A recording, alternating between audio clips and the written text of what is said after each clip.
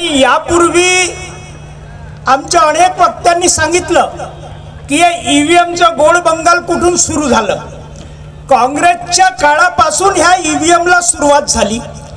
1984 ला बाबासाहेब आंबेडकरांच्या जन्मदिनी ज्या बहुजन समाज पार्टीची स्थापना झाली, 85 ला पहिल्यांदा मान्यवर कांशीरामजींनी निवडणूक आयोगाच्या पुढे धरणं दिली होती, कारण त्यावेळेस बॅलेट पेपरच्या घोटाळ्याच्या विरुद्ध ते बोलले होते। त्यावेळेस त्यांनी बॅलेट बॉक्स चोरी केले होते।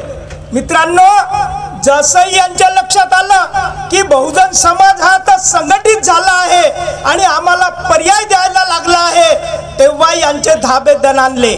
आणि मग तुम्हाला माहित असेल की 87 ला 89 ला जसं बहुजन समाज पार्टी ही राष्ट्रीय स्तरावरचा पक्ष झाला आणि मग यांच्या लक्षात आलं, मग यांच्यातले आतमधले जे काही सगळे सोयरे होते, कोणी नागनाथ होते, कोणी सापनाथ होते। मित्रांनो, मी स्पष्ट बोलणारा व्यक्ती आहे। या देशाचं, या संविधानाचं वाटोळं जर कोणी केलं असेल, बाबासाहेब आंबेडकरांच्या विचाराची ऐशी तैशी कोणी केली असेल, तर त्याला जबाबदार 100% पहिल्यांदा काँग्रेस आहे। काँग्रेसने याची सुरुवात केली आणि आज काँग्रेस मधलीच अर्धी मंडळी भाजपमध्ये गेली।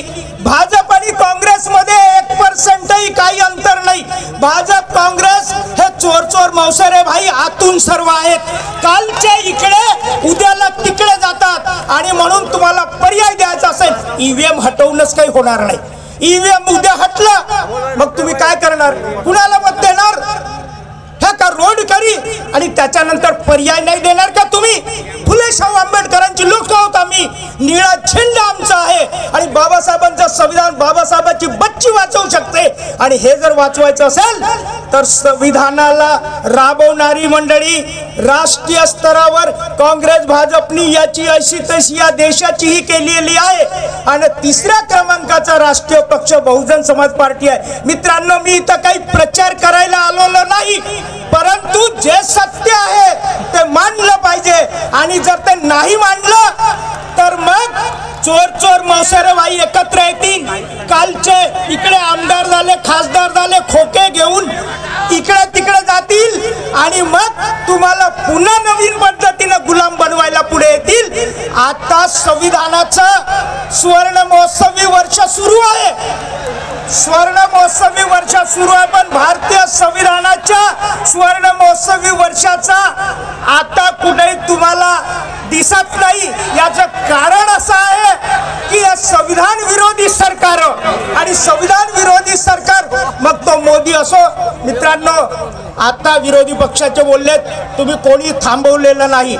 इथं जर मी एका राष्ट्रीय पक्षाचा प्रतिनिधी म्हणून जर बोलत असेल तर तुम्हाला ऐकावं लागेल, कारण फुले शाहू आंबेडकरांचा एकच पक्ष राष्ट्रीय स्तरावर आहे, तो बहुजन समाज पार्टी आहे आणि तो निळा झेंडा घेऊन आहे। आणि म्हणून या ठिकाणी तुम्हाला जर आज ही परिषद यशस्वी करायची असेल तर ईव्हीएम हटवण्यासंदर्भात पार्लमेंटमध्ये बहन मायावतीजी यापूर्वी बोललेले होते, बहन मायावतीजी यापूर्वी पार्लमेंटमध्ये बोललेले आहेत, त्यांचे खासदार बोललेले आहेत आणि म्हणून आपण या पद्धतीने आता ईव्हीएम हटवण्यासंदर्भात आपण यशस्वी होऊया। धन्यवाद। जय भीम, जय महाराष्ट्र। इंडिया अगेन्स्ट ईव्हीएमच्या संदर्भामध्ये